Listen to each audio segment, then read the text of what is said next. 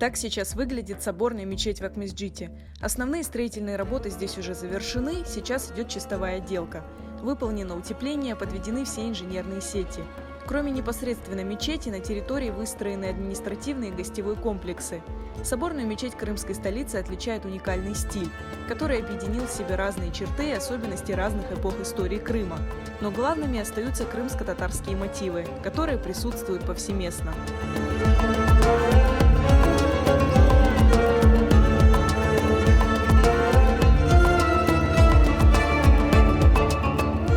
Если посмотреть на мечеть, это период 16 века, 17 века. То есть это классическая такая усманская мечеть с элементами крымско-татарской архитектуры.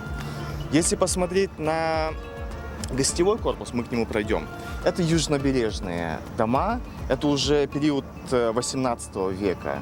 То есть это эпоха влияния французской архитектуры. То же самое, допустим, с админкорпусом. Это смесь барокко, классического французского барокко с крымско-татарской архитектурой. То есть вы видите там майолика, большие свесы.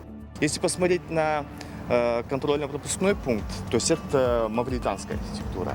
То есть там будут элементы мавританской архитектуры, в интерьере будет очень много использоваться в потолке дерева, то есть это резные балки, будет использоваться плитка ручной работы. Соборную мечеть в Акмесджите планируют назвать именем крымско-татарского общественного деятеля, первого муфтия Крыма Нумана Челебиджихана. В связи с этим в орнаментах будет присутствовать желтый тюльпан, который Челебиджихан описал в своем произведении и который ассоциирует с ним самим.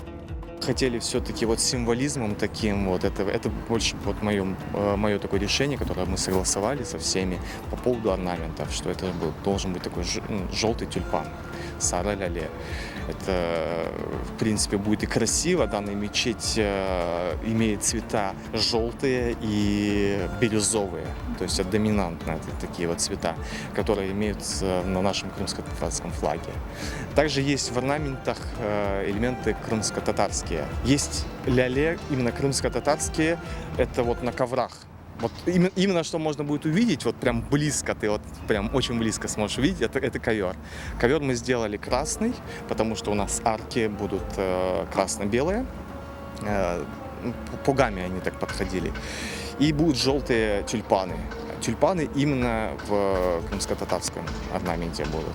Преобладает, конечно, здесь османская орнаменталика. Она более богатая, с ней легче работать, мне мастерам легче объяснять. Но мы все равно попытались туда вот внедрить наши орнаменты. Соборная мечеть в Акмесджите – один из самых долгожданных объектов Крыма. Ее история тянется еще с 90-х годов, когда крымские татары возвращались на родину и заговорили о необходимости главной мечети, которая бы вмещала большое количество мусульман. Во времена Украины несколько раз менялось место будущей мечети. Наконец, в 2011 году был выделен участок по улице Ялтинской, но до строительства дело дошло только после 2014 года.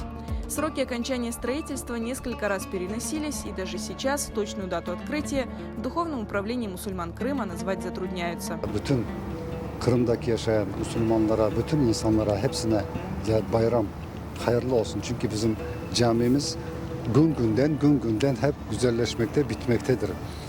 Doğrusunu söyleyecek olsam öyle bir gün yok, öyle bir vakit yok.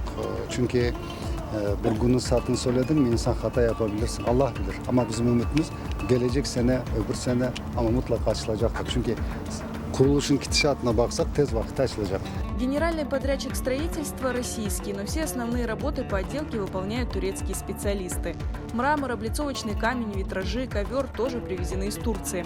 Руководит мастерами Önder Narin, известный в Турции орнаменталист, работавший над самой большой мечетью Стамбула – Çamlıca. Türkiye, Ankara'dan geldik. Ekipçe mermer işini yapmak için geldik buraya. 9 aydır burada çalışıyoruz. Mermer işini yapıyoruz. İnşallah malzememiz gelirse 3-4 ay içerisinde, 5 ay içerisinde toparlamayı düşünüyoruz. Kazakistan'da yaptım, Rusya'da yaptım. Türkiye'de 5 tane büyük cami yaptık. Bu işte daha önce tecrübemiz var. 23 yıldır bu işi yapıyorum ben. Burada biz süsleme işlerini, ondan sonra mukarnas işleri, kalem işleri, mermer, mihrap, minber, kürsü, bu tarz işleri yapıyoruz. Evet, 24 senedir ben bu işi yapıyorum. Türkiye'nin çeşitli illerinde çok camilerde bulunduk kendimiz. Kalem işlerinde en önemli şey ustalıktır. Buraya çok iyi bir ustalarımız gelecek zaten. Yani burada çok detaylı iş var. Biraz daha normal klasik işin biraz daha üstünde. До конца лета планируется завершить чистовую отделку зданий комплекса Джума-Джами, а в сентябре начнется внутренняя роспись и украшение мечети. Согласно проекту, общая площадь соборной мечети составит почти 6 тысяч квадратных метров. Предполагается, что сама мечеть будет вмещать 2600 человек. Еще 800 человек одновременно могут молиться во внутреннем дворике. В дни больших праздников здесь ожидают еще больше людей. Соборная мечеть станет самой большой мечетью Крыма, но для прихожан здесь предусмотрено только 150 парковочных мест.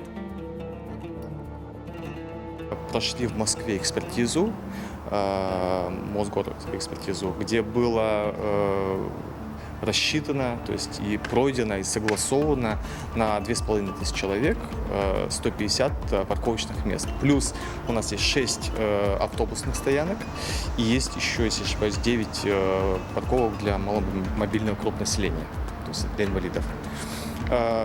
Это все, этот весь расчет делается с того, что не приезжают все люди, допустим, только на автомобиле.